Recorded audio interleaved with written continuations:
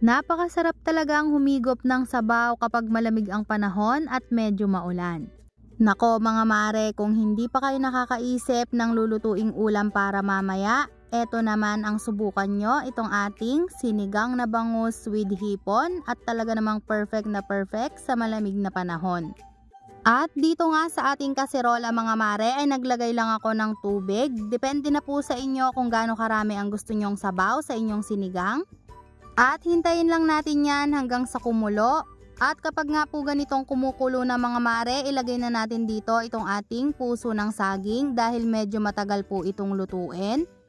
Tapos ay isusunod na rin po natin dito itong ating kamatis at sibuyas.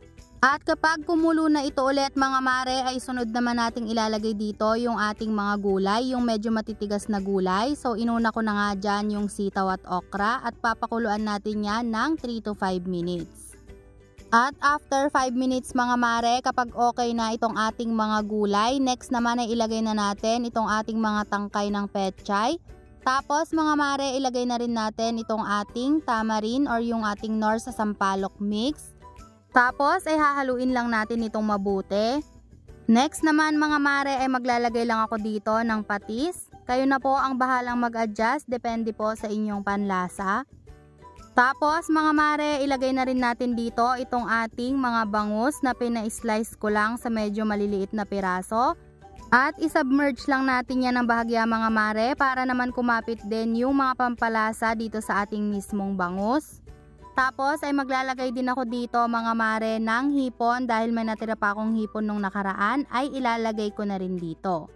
At takpan na lang natin yan guys ng mga ilang minuto at hayaan lang natin na mag-simmer. After ilang minutes nga mga mare, ayan nga at okay na, luto na itong ating hipon. So ilalagay na natin dito itong ating mga pechay. Naglagay din pala ako dito mga mare ng 3 pirasong siling panigang or yung ating siling green. Tapos ay isubmerge na lang natin itong ating mga pechay para naman mas mabilis itong maluto. At ayan na mga mare, after ilang minutes lang ay luto na itong ating napakasarap na sinigang na bangus. At hanggang dito na lang mga mare, thank you so much for watching and see you again sa ating susunod na ulam recipe. Bye!